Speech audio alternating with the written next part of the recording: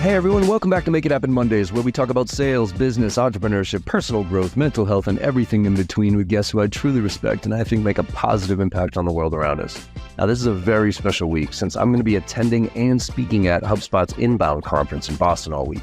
Now, because of this, we decided to do a HubSpot takeover of the podcast with my good friend Russell Bradley Cook, who's actually the Senior App Partner Manager over at HubSpot. And he's going to be talking to some of the leading CEOs in the tech industry about the future of sales and where sales is going, especially in this world of AI. We're going to release these episodes daily, so make sure you tune in and let me know what you think. Let's make it happen. Hi, John. Thanks for the intro. I'm Russell Bradley Cook, and I'm thrilled to be a part of this. As John mentioned, he's at Boston at our annual Inbound conference, and I'm going to be bringing you not one, but 5 episodes this week, featuring the CEOs of top software companies with integrations on the HubSpot's marketplace. They are Seismic, 6 Sense, G2, Chili Piper, and Typeform, talking about how AI is being used by their sales and marketing teams and in their product, as well as the future of sales and partnerships. Thank you very much for joining us. You can join John and I on LinkedIn with hashtag JBSales and hashtag Let's Make It HubSpot Monday. Let's kick it off.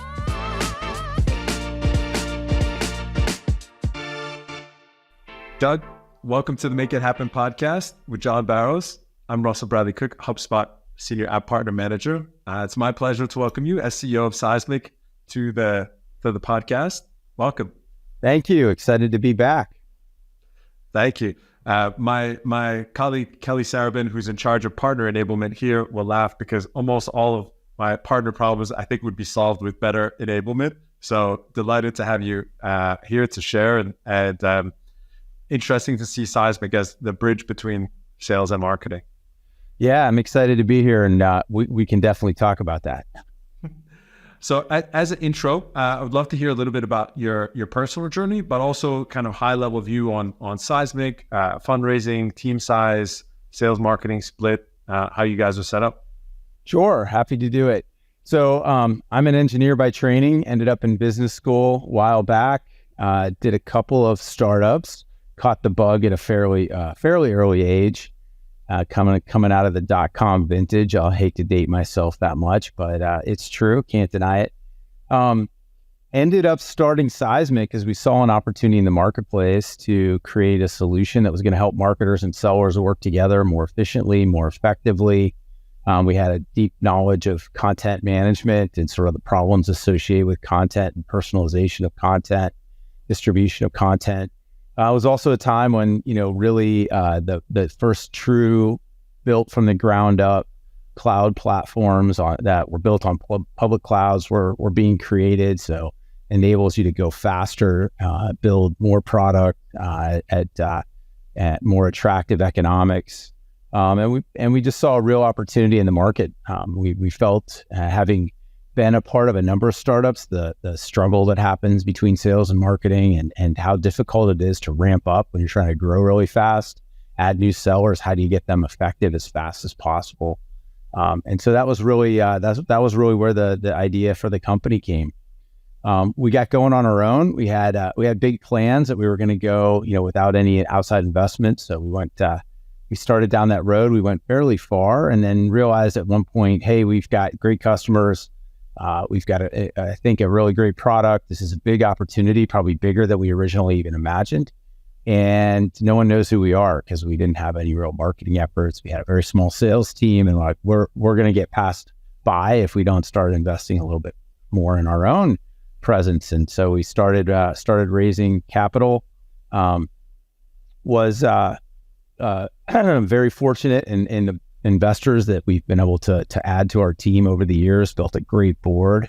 We've raised over $400 million now along the journey.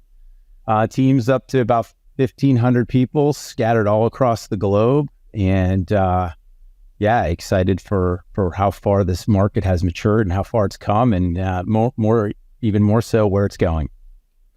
Really, really interesting. And in terms of your personal story, this is not your first company. Why sales enablement? It was really, I'd love to say that I slipped in the shower and hit my head and had this divine inspiration, but it was really an opportunity that we saw in the marketplace firsthand. We at other startups, at other companies, where we'd been acquired. We saw the struggle firsthand between sales and marketing and how to ramp those folks up. We saw that a lot of businesses are problems that had been solved in the past by on-premise solutions that were expensive, very IT intensive, difficult to generate an ROI, had really developed. So, CRM, Salesforce, really revolutionized the world when they took CRM, which was an existing category, but they built it in a much easier to use way. They built it with new technology, the cloud. They sold it in a new model, SaaS, and changed the world. And we thought, well, no one's really doing this in the area of content, and especially not in the area of sales content and training. And so that was the opportunity that we saw. It was very tangible. And in your previous company, Objectiva, you had a very strong partnership focus. And my sense is with Seismic that also partnerships is a key part of your success. I was wondering, is that the case? Is that right? How do you think about partnerships? Yes, partnerships are critical for us and for our success. I think early on, we partnered with some of the giants in Salesforce and Microsoft to help us with our technology stack and to be able to integrate into a customer ecosystem. That was very important. We partnered with service providers, folks who knew the business problems very intimately and who could help deliver our solution into our larger customers. From the very beginning, we partnered.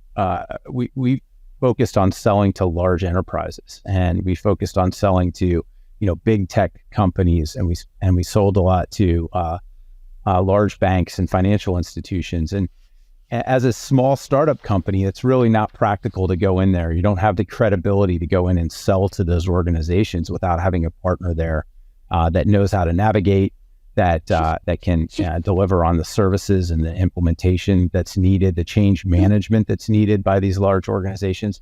So very early on, and in fact, several of our first deals were brought to us through partners. But really interesting to hear. And one of the things that from HubSpot's perspective that we see the landscape changing dramatically is around AI and how quickly it can get into production, how it's being used by sales and marketing teams to effectively extend their capabilities. Seismic is kind of is the bridge between sales and marketing in many ways. I'm curious how you're thinking about AI in terms of your business. Yeah, I've been around long enough to see a lot of hype cycles of things that, had a huge amount of build up and promise and, but never really delivered on that. And I've also been around long enough to see the difference between something that's really a hype cycle and something that feels like it's got real legs. And, I think maybe we did have a preview hype cycle with AI a few years ago where everyone wanted to talk about it, but the reality was far behind what the promise was.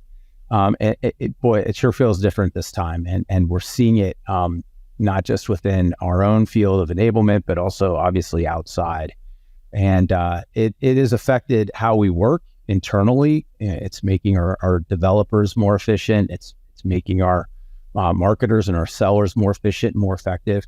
And it's certainly working its way into our product in a very aggressive path. And we've been working with AI in our product for a number of years. We released our sales Aura AI several years ago. We have added it over the years incrementally in ways big and small. It does things like helping our users navigate and search their content to find the most effective and appropriate piece of content more quickly, more effectively. We have products like Seismic Knowledge, which really rely on natural language processing to understand what it is people are asking, what they're looking for, monitoring things like Slack channels or Teams channels, and giving real relevant answers to questions that sellers have in real time. And we've got a number of pretty exciting enhancements that we're going to be announcing at our Shift conference, which is our user conference that's coming up in October. So I don't want to give away too much, but tune in a couple of months, and there's a lot of pretty very exciting things that are coming. And the potential here is incredible, and we're just getting started. Yeah, absolutely. And in terms of how your own sales and marketing team are using it, I see when I'm talking to founders, two somewhat in parallel, but really two distinct discussions. I'm curious how Seismic sales and marketing team are using AI, if you have any concrete examples. Yeah, I think it started, it's amazing. One thing I've learned is that, sellers are incredibly resourceful and finding tools and ways in which they can be more effective at what they do. So, we in the beginning really encouraged the use when ChatGPT was released and some of the quick follow-on products that have been released into the market. Our sellers, dove in, were early adopters and on ways that they could use it, either to help research a company that they may be speaking with and find talking points that they think are going to be relevant. That's one that I've seen a lot of effective use. Obviously, crafting better emails that contain messages, that the team feels are going to resonate as they're trying to open doors. The ability to even help prepare for a meeting that they may be having with a customer. What are the major talk tracks? What's an outline? What are the likely outcomes or follow-up action items that I should be aiming for? So we went through a phase of letting our sellers kind of organically get creative and figure out things that they thought were going to add value. And then we formalized that a little bit into best practices and having, actually making the tools available officially through our own infrastructure and allowing them to be able to have access to those things. And then, of course, finally looking at what they're doing and how they're using it and how that can help make its way into our product in a more systematic way as we eye our roadmap in the weeks, months, and quarters ahead. Absolutely. Definitely. Sales are crafty people. It's a very hard job, and you've got to figure out any kind of edge that you can get. That's right. To get the maximum amount of deliver the maximum amount of value. No question. And really help customers faster. No question. So you can get to the weekend. I was wondering, historically, like you've talked a lot about enterprise customers. If Seismic is continuing to focus on enterprise, or if you're also seeing an opportunity to provide sales enablement to mid-size and potentially even SMB companies. Yeah, so we began with a heavy focus on large enterprises, and that continues to be the far and away the largest source of our revenue. About 2 years ago, we released a professional version of our product with an eye towards organizations whose needs were a little bit more simple, and either because of scale or because of sales process or geographic reach, whatever it might be. Some of them just have small teams and don't have the ability to kind of lean in and do enablement in a more sophisticated way. So we released that professional edition. It's been doing extremely well in the marketplace. It meets the needs of companies that are, by and large, 1,000 employees or less. It's a great fit for what they might need. You can't over-index on that in number. There's some smaller companies that are doing very sophisticated things and take full advantage of our premier version. But we also have the professional available, and even some larger companies have found that it delivers on what they're looking for. As I think everybody knows, the economy is not the best right now, and the stress is hitting smaller and medium-sized companies harder than it is, I think, larger enterprises that just have a little bit more moat and are a little bit more robust. So, I think that we've seen that market impacted and disproportionately to larger enterprises. But we remain committed to that customer segment. I think it's great. A lot of those companies, especially tech companies that are on the smaller side, they're the HubSpots of tomorrow. So we want to make sure we get in with them early, help them meet their needs, and then we can grow along with them as their needs meet. Our products are there for them. We're working hard with our partners to make sure the HubSpot remains the HubSpot of tomorrow. But it's great to see the Seismic team building an integration with HubSpot. And I think our ecosystem is one of the ways as HubSpot moves from a historic focus on SMB. It's actually one of the things that I've always admired about Brian and Dharmesh is the ability to stick with something, even though everybody else is telling you that is absolutely the wrong thing to do. Yeah. And the investors were coming in to say, like, you should focus on enterprise. I'm sure they had some pretty big offers from coming in through the sales team to be like, we should probably sign this deal.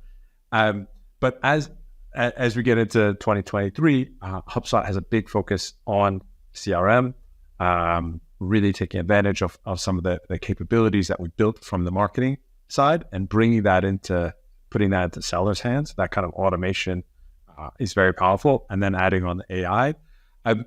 I'm curious, just kind of how you think about that integration, like going to market with smaller customers. Do you see, like, how do you see that working with somebody like HubSpot? It doesn't have to be HubSpot, but other partners. Certainly the partnership is critically important, right? Because we all need to be as efficient as possible in our go-to-market motion when you're servicing a smaller customer base, and things have to be easy. They have to just work. That they can be more simple, but they need to be, in a lot of ways, it's more difficult to build a product that's aimed at that market segment, right? Because it really has to stand on its own, and customers are quick to try it, and they're quick to depart if it doesn't meet their needs or if it's a little bit too confusing or complicated to get the integration working. So we're excited that we have partnered together. Our product gets much more valuable when it takes advantage of things that it can learn from CRM integration. So we can recommend the content to use in a meeting if we know attributes about the person that you're meeting with. What's their role in the organization? What level are they? Are they in marketing? Are they in sales? Are they in IT? What industry are they in? What geography are they in? What stage is a sales cycle sitting at right now? What have been objections that might have been raised? All of those things can inform our AI into what content would be most effective, and it can help personalize content. We can actually take content and change it based on some of those attributes. Well, you can, if you don't have access to CRM, if you don't have the ability to pull that information from HubSpot, then you're asking sellers to enter it, and you're asking sellers to do more work, and some of them will, some of them won't. And so being able to pull that automatically saves time, makes them more efficient. But I think much more important, it makes it more effective, because they're going to speak specifically to the situation that they're in, specifically to the person that they're meeting with or that they're sharing the content with. So very, very important. One of the things that I really like about Seismic when it's working on with larger teams is that you can see the analytics not only of a particular email, but of a particular asset, and say, this is the number of opens, this is the number of engagements, this is coming, ideally even bringing it down to signed deals, to say, like, so as a seller, you can evaluate, okay, I understand that marketing created this asset, but like, is it being widely used? Is it driving outcomes? Because it's not that you don't want to be the first person to send it to customers, but you want to make sure that you're maximizing the touch points that you have. Yeah, that's right. When we talk to customers about their company's enablement journey, we talk about sort of phases of maturity. The first phase is really, we call it control the chaos. It's just get all the, different places that content might live under control. Get the training and the coaching all in one place. Put everything in the environments that sellers live in, whether it's in their HubSpot CRM or whether it's in their Gmail account or whatever it might be. Get that under control. And then the second phase, and most companies can do that relatively quickly, and then they get to a place where the next phase is can I understand the impact of what is out there? Can I understand if someone does complete some training or a coaching exercise, or they use a certain piece of content, is that going to move deal cycles forward more quickly? Is that going to improve win rates or not? Do you find that people who have done the training and use the right content are hitting their numbers, and the people who don't aren't? There's just a lot of different lenses that you can look at. Once you get to a point where you have that chaos under control and people are falling plays to some degree, it really does become understand the impact of what you're doing and trying to figure out how you can do things that are going to deliver more impact. We talk a tremendous internally about outcomes and making sure that we're aligned with our customer around what they're looking for from an outcome. What's the value that they can realize and expect to realize? What's the problem that they're trying to solve, the pain that they're trying to address, and then what's the business impact of being able to do that? And then you can work backwards into, well, what are the behavior changes? What are the things that you need them to do in order to realize that that impact, that business result, that outcome that you're looking for? It's continuous education. It's continuous learning. It is what sellers need to do to embrace to be successful. Yes, that's right. I think enablement teams, if they really take that mindset, that enablement's not a set it and forget it kind of an application. It's a full contact sport. You're going in there and you're trying to understand what's working. You're trying to make improvements and changes to make it work even better. Whether it's people, process, content, whatever it is, how do you need to understand what's happening in order to improve it. And that's a never ending cycle. So I like the control chaos stage, the understand impact, obviously necessary. What does great look like? Great looks like using enablement to drive transformations. So if you think about it, every quarter, every year, companies are launching initiatives, sales plays, campaigns, whatever you might call it. It could be, your upcoming customer event. It could be a new product that's getting launched into the market. When you start out, you think about, what is the enablement plan? How am I going to make this product now sell into the segment that I'm trying to sell it? And you probably have a bunch of executives sitting in the corner office somewhere with a whiteboard, and they have all kinds of great ideas about how that's going to work. Here's the play. This is how it's going to work. Then you've got thousands of sellers out in the field actually pushing the keys and speaking on the phone with clients. I think that enablement at its highest form is getting those ideas from the heads and the whiteboards of the boardroom into the hands and the fingers and the things that the sellers are doing every single day. If you do that effectively, you're going to win. If you don't, you're going to really struggle. To me, that's enablement. That's what enablement is all about. And so really great enablement is taking a project by project, a initiative by initiative, a sales play by sales play approach to developing an enablement plan, all the resources to achieve it. And then really important is, do you have the analytics in place to allow you to monitor that progression and the activities to see in real time whether or not it's being effective? Because we can all wait to the end of the year and say, did we hit the number? We launched the product. Let's wait to the end of the year and see if we hit the number. Well, if that's the approach you take, pretty much guarantee you that the answer is going to be no, right? But if you can tell in week 1, I expect to see these behaviors. In week 2, I expect to see these behaviors. When people are out, giving the pitch about our product, they're supposed to say certain things at certain times. Are they doing that? If you can monitor that in real time, you have the opportunity to make adjustments along the way that are going to be very, very impactful to the what you're really looking for, which is, of course, to hit the number at the end of the year. And I'm curious to change gears just very slightly. One of the things before I joined Hubspot, I had never worked in a PLG company. I had only sold enterprise stuff, often to big banks. And things move very slowly. And at Hubspot, you see the product actually helps, in terms of onboarding. Yeah. If you hire somebody who already knew how to use HubSpot and you're using HubSpot, 30% of your enablement, just no Yes. need, they hit the ground running. So having a tech stack that's easy to use and easy to adopt is really powerful. Salespeople move jobs. There's a lot of people who are going to be leaving their jobs in the next 12 to 18 months. For sales reps who are starting a new job, you see everything from enablement. What is the best practices? What would you say is an ideal 90-day onboarding plan? Yeah, onboarding is such an important part. And it's kind of funny though, although there are certainly people leaving and changing jobs right now. If we had done this conversation a year ago, or 18 months ago, it would have been all about that. The fact that you're growing and you're turning over sellers because they're changing jobs so much. That's slowed down quite a bit. And so we're actually hearing the onboarding story a little bit less than what we were not that long ago. I'm sure that's going to change. I'm sure that's going to change again here before we know it. But I think, enablement, onboarding to me is just another enablement program and plan that you need to roll out, albeit a very important one. You got to have a plan. This is what we're going to do.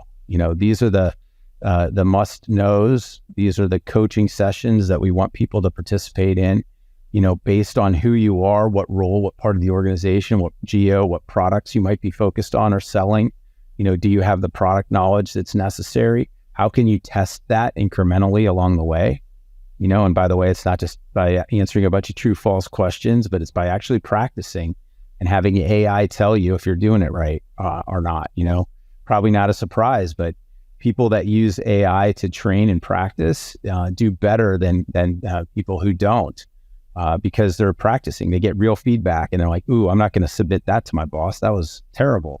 I'm going to do it again. I'm going to do it again. I'm going to do it again. Okay, now it feels like I'm getting a decent score from the AI. Let me go ahead and submit that to my manager and let him or her give me some feedback, right? So just the fact that you're providing that feedback quickly and in real time causes them to practice more and they do better. So you put that plan together and that program together, and then again, following closely, as they transition from I'm in the onboarding phase to, okay, now I'm going to start my first sales cycle. My first sales cycle, I'm going to be working on selling a deal that includes this particular product. If I follow this program for that product, it's going to feel familiar. I'm going to go through the same kind of process that I did when I onboarded. I'm going to have some things to learn. I'm going to get to practice. I'm going to get real feedback. I'm going to use content, and I'm going to personalize that content. And I'm going to know in real time, did I do it well? Did I not do it well? My manager is going to get insight into that. And then, again, manager can come in and say, okay, you did a pretty good job here, but let's focus on this aspect. You missed a couple of the value points that are really important that might have resonated with this customer, that kind of thing. It'll feel familiar and they'll be able to kind of ramp up much more quickly. And probably just as important as them ramping up quickly is knowing if they're ramped up or not. Who do you spend time with? This person's doing great. They're a star. I don't need to even mess with them. This person is really, really struggling. They're probably not going to make it. And this person will get a lot of value if I can move them from being a C player to a A- player. Now that's where I should put my energy. The faster you can make that decision, the faster as an organization you can ramp people up and have them have the organization grow. So I was talking to Godot Abel from G2, and one of the things that he was talking about was organizations which understand how quickly they're onboarding people. And if you can measure that, whether you're being successful or not. And if you can't measure it, you're probably not being successful. It's pretty straightforward. I think he's a very smart gentleman. So I think those are really true words I would echo. Yeah. If you don't know, you're probably not being effective. I'm curious. In terms of integrations for your business, you mentioned that some of the earliest deals came in through partnerships. How do you incentivize your sales team, and how do you incentivize your partnership team? Yeah, I would say it's something that we're still evolving. But we measure and track. To reference the conversation we just had, we reference and track. How partner involvement on every deal that we have. Which partner was involved and how they were involved. We incent in some cases, we run spiffs to say, hey, we'd like, you to bring a partner in this sort of opportunity, because it needs to be a two-way street as well, right? Partner has to get something out of it, just as we do.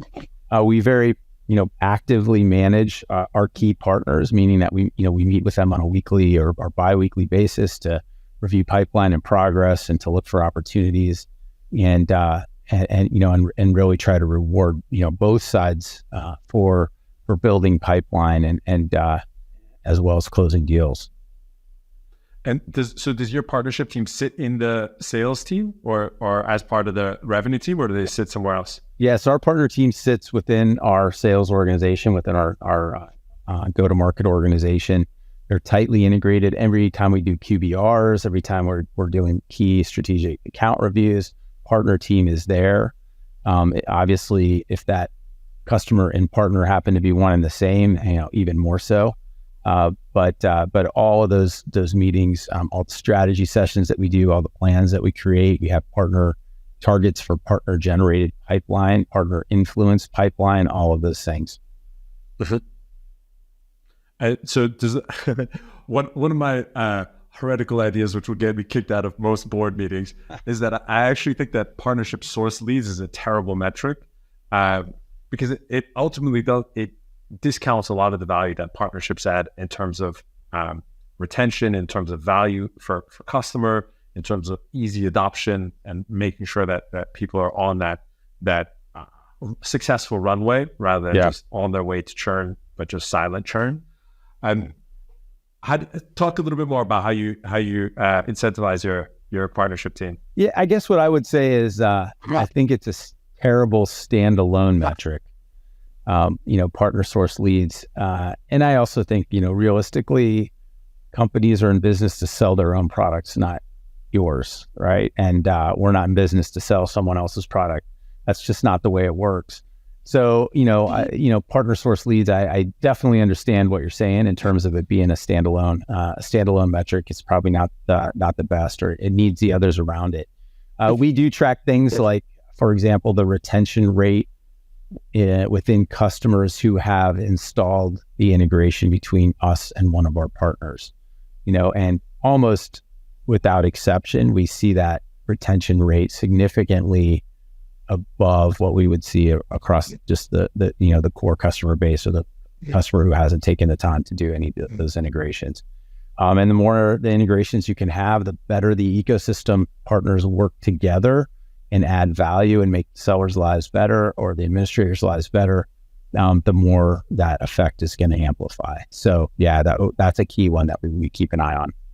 100%. We see a big retention uplift from HubSpot side, which is why our ecosystem exists.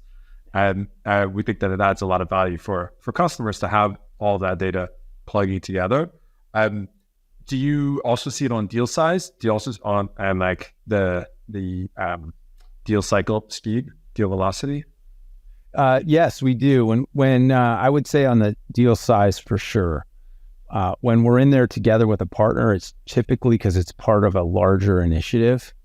And again, especially what we find selling to larger enterprises, they move slowly, but they move with purpose. And so if they're going to go through a major project to reinvent how they sell, chances are it includes a CRM, changes to their CRM infrastructure.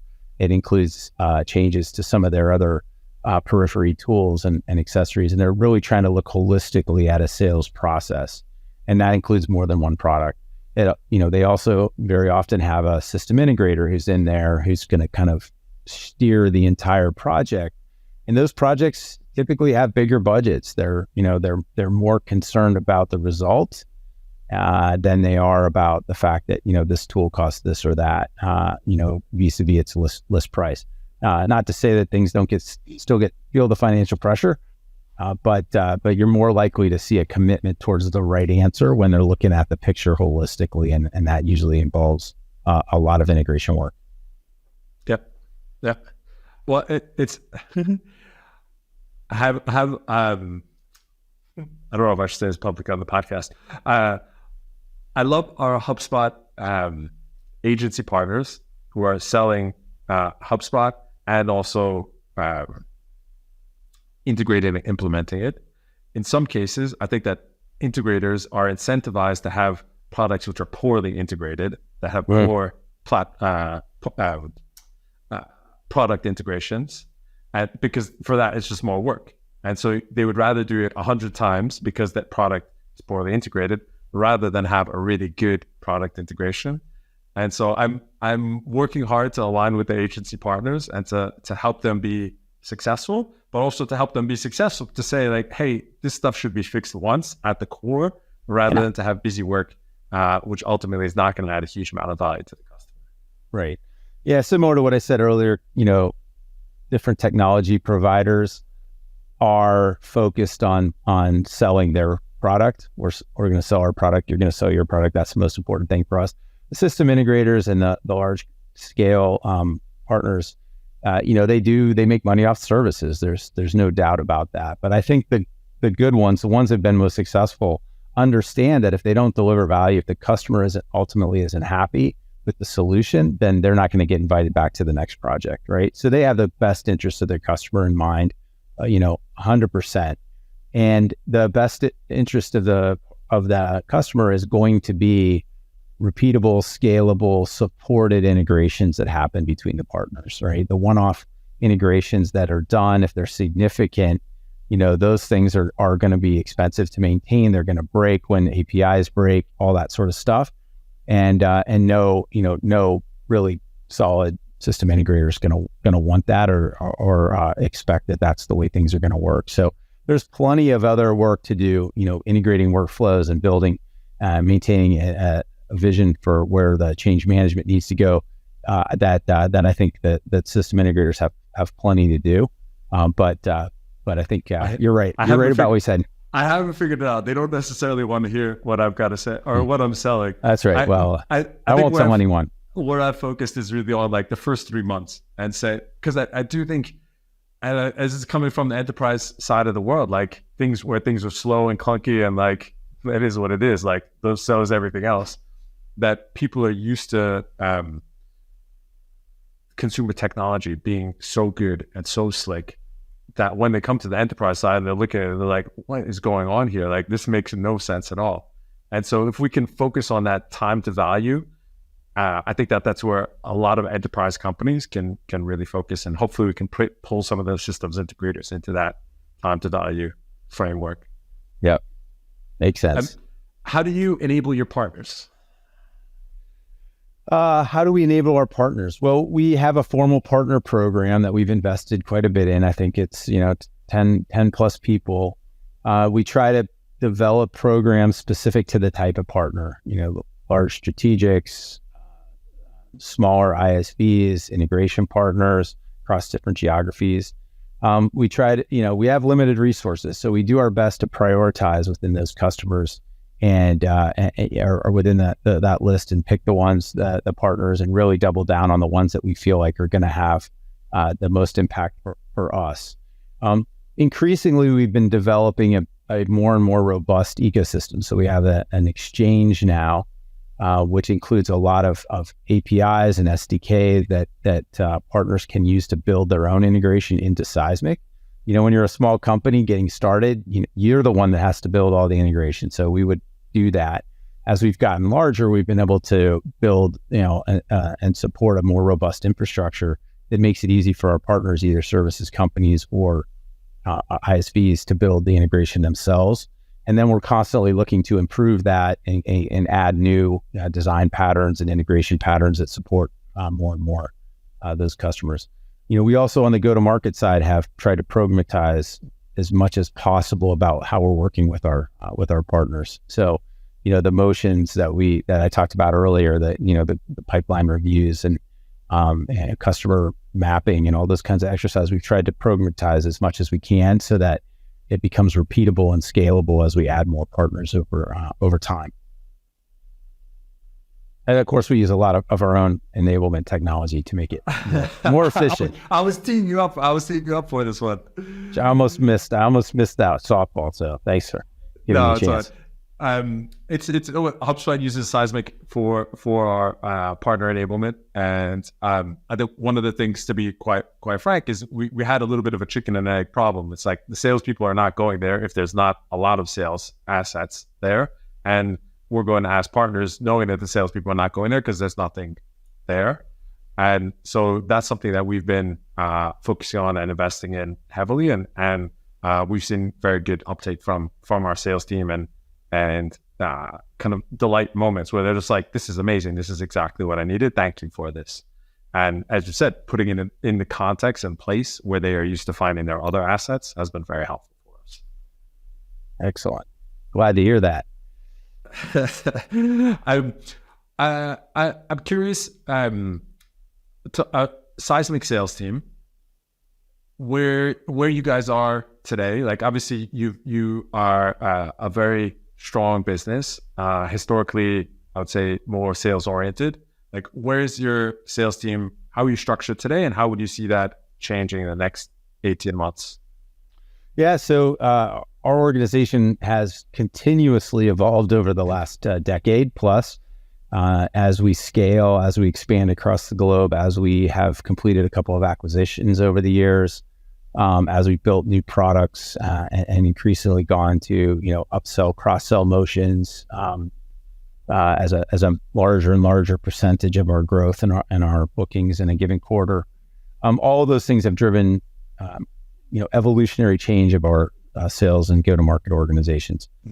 Probably one of the more recent ones that we've done is, increased our focus on our larger accounts. We've established, we call our GSA program, where we're really providing a single team that is focused on meeting the needs of our very largest customers, the kind of multi-million-dollar customers that have large organizations. And this is, both for us to make sure we're serving their needs as best as we possibly can. So we've integrated the customer success motion with the sales motion into kind of more of an account team that's focused on those each of those organizations. We've also, as we've expanded geographically, other changes that we've made is establishing an international team instead of having just having specific country leaders. We have an international team that is focused on making sure that the international part of our business, which is still relatively young for us, has the resources that it needs to operate as autonomously and effectively as possible within different regions, different time zones, et cetera. So those are a couple of the changes that we've made. I can tell you that it's never ending. Every year there's a tweak to the organizational structure and plan. Even what we were just talking about, bringing partners more and more into the deal. That's something that's evolved over the last couple of years. When I was talking to Alina from Chili Piper, and one of the things that she said is that in the past, a lot of organizations have treated their sales people as coin operated, and that they just do the basic standard stuff. And that now with AI, really what they're having to deal with is the complexity of the buying process, of the people involved, of the discovery that AI is not going to give the answer to. And so, as you said, it's always room for improvement and for fine tuning. You mentioned internationalization in there. One of the things that HubSpot has done very successfully is expand internationally. And we now have more revenue coming outside of the US, outside of North America than from North America. And I'm curious, what has been your experience with internationalization? Yeah, that's amazing. And that's where we aspire to go over time. We're much earlier in that journey, I would say. My experience with international expansion is, if you're going to do it right. That trying to do it on the cheap or cut corners will not work, and it'll ultimately be a loss of the investment that you made, or a very minimal return on the investment that you've made. So for us, when that means going into a geography, means you bring marketing in region with focus, you bring customer success, you bring sales engineering, the extent that is possible, you bring support infrastructure such as support and potentially support engineering, professional services. You may even bring some of the G&A functions, local people team, our talent team, local finance and legal support. Certainly in going into Europe, things like understanding the implications of privacy law, and something that's constantly evolving and changing. Doing all those things is not cheap. We've also leaned into cross-pollinating the culture. So actually bringing people from our successful teams in North America to seed or be a part of getting a new geo off the ground with expat has been critically important. Again, not the cheapest thing to do in the world. But if you do that right and you have realistic expectations, it's a startup within a startup. Going in and finding new customers is a flashback to when we were first trying to find our very first customers. You find your first customer in the Germanic regions. It's not that different from finding our first customer in North America. And that's hard. It's really difficult. You have the advantage of a larger company around you. You have the advantage of reference customers and things of that nature that you didn't have before when you were just getting started. But if you don't take advantage of those things the right way, you're really asking people to start their own company. So getting past that is hard. For those people, I'm sure there's a lot of sellers out there listening who are thinking about, hey, I want to go live somewhere else. I want to try a new adventure, live in a country I haven't lived in before. When you're hiring for those transplants, or when you're deciding which people to relocate because they're already working for Seismic, what are you looking for in those people that you think sets them up for success? Well, my team would tell you that I always say the right person is going to hurt, meaning that the right person that you want to go and take on this assignment, you're really going to miss them from what they were doing before. Right? You want a star. You want people that you really believe in, that are exceptional in their talent, and are willing to scrap and hustle and roll up their sleeves a little bit, that are willing to lead others and show the way instead of waiting for someone else to do things. You can be awfully lonely when everyone else in your company is asleep and your customer asks you a question. You've got to figure out how to answer that. So the right person is going to hurt. And I think it's a tremendous opportunity. The folks that have done that for us are people that we have, really do consider to be stars and have had an incredible impact. And it's a leadership opportunity that I think most of them would say really has benefited them and will continue to benefit them as they go forward in their careers. So encourage everyone to put their hand up. Yeah, no, it's interesting. I think a lot of times when I see BDRs and AEs that are early in their career and they're kind of always like, what is the next step? What is the next step? And they want to skip the goal is basically, how do I get out of the hard part of this job? And how do I get the really cushy, well-paid part of this job? Right. And I think that it's those skills early on of grinding and being scrappy that ultimately set you up for success in your career. Yeah, that part never seems to go away. And so speaking of hiring, you're now at a size you're hiring VPs.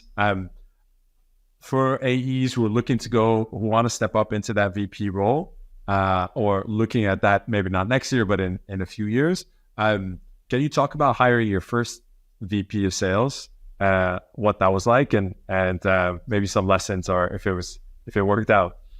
Yeah, well, I can't actually talk about hiring our first VP of sales because our first sales leader was one of the founders and a key part of our success from the very, very beginning. And Ed Callan, based out of Boston, where you are. So and he was on the journey with us for a better part of a decade and a huge part of our success overall.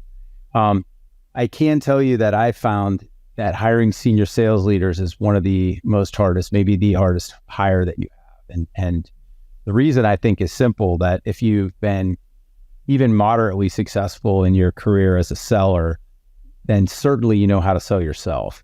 And so as you're interviewing that person, they almost always do a good job representing themselves, their experience, et cetera, et cetera. And so it's really difficult to kind of get inside and understand how they operate, and what they're good at, and whether or not that's going to translate into your business.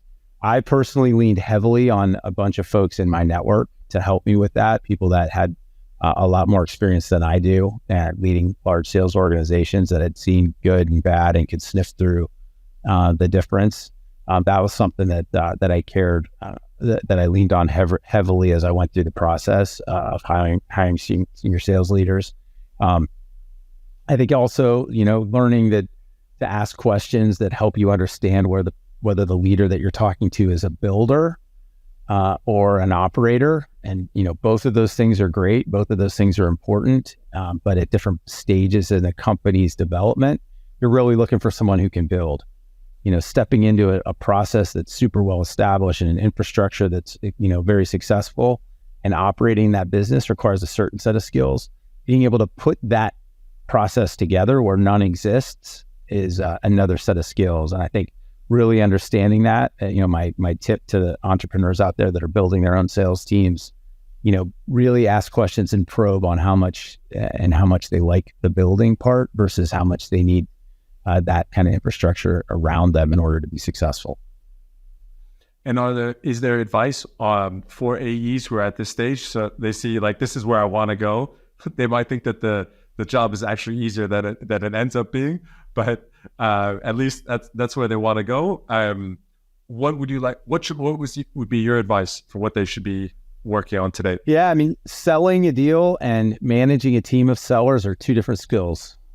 They really are. And I think that, to me, those that do the best job of managing a team started out and are also really good sellers and closers. They have to be. And, our co-founder, Ed, is a great example. Never met a better closer.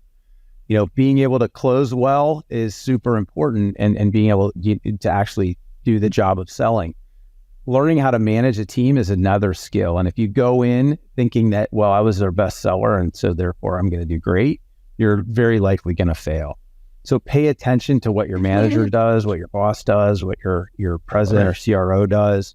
Learn from him or her the skills required to actually manage, to do deal inspection at scale, to really understand, whether or not your pipeline has a chance or deals have an opportunity to be successful.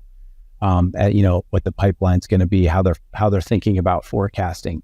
How to motivate large teams, where to spend your time, what we were speaking about earlier, where do I invest my time and when do I cut bait and move on? Those are different sets of skills, completely different sets of skills than closing and winning deals. You got a much better chance of making that jump if you're closing and winning a lot of deals. That's how you're going to get people's attention. But in order to win the job and to be successful in the job, you're going to have to learn a new set of skills. And I think even admitting that that's things that you're going to need, I'll take a chance all day long on someone who comes in and says, look, I know I need to learn here and I've got a mentor who's going to help me there. And I'd love it if you would help me, get better in this area and give me feedback and coaching along the way. The person who knows that their own is vulnerable about their own opportunities to improve, I think is also going to be much more successful. I really, really appreciate that, Doug. And I think that's great advice for everybody listening. Last question. If you had a magic wand, what would you change about HubSpot? What would I change about HubSpot? If I had a magic wand, I would have gone back and bought a bunch of stock in HubSpot like 15 years ago, but not that much magic. No, I think, look, HubSpot is on a list of companies that I have incredible amount of respect for, that are paving the way. I went to MIT Business School, so I was also extremely well aware of the success that company has had. Our first big office, second big office was in Boston, right across the river from where you are, and in Cambridge. So it's a company that I've followed very closely and idolized. We onboarded with HubSpot many years ago. I remember very clearly the onboarding process and how structured it was and how efficient it was, and thinking that, this is something that we would model and copy from. So, I'd say tip of the hat to the entire HubSpot team. And we look forward to continuing working as close partners. Great. Well, really appreciate it. Yamini is doing a fantastic job, and we're kicking off with Inbound this week. So I really appreciate your time, Doug. Thank you very much for joining the Make It Happen Monday podcast. John Barrows couldn't be with you, but I'm sure he would have enjoyed the discussion. No problem. I appreciate it. It was great to meet you. Take care, Doug. I hope you enjoyed that conversation as much as I did. With your support and our incredible guests, we're one of the top sales podcasts out there right now, and I can't thank you enough. Now, to keep the momentum going, it would mean the world to me if you could go and leave a 5-star review on your favorite podcast platform and share some of your favorite episodes with your network. Also, check out my new website at www.johnm.barrows.com, where you'll find even more ways to engage. There's a ton of free content, and you can also get trained from me directly as an individual or for your team. Look, I'm out there selling every day just like you are, and I'm doing my best to stay on top of all the latest trends in technology. So if you're looking to level up, and you give a shit about this profession of sales, let's connect and let's make this happen together.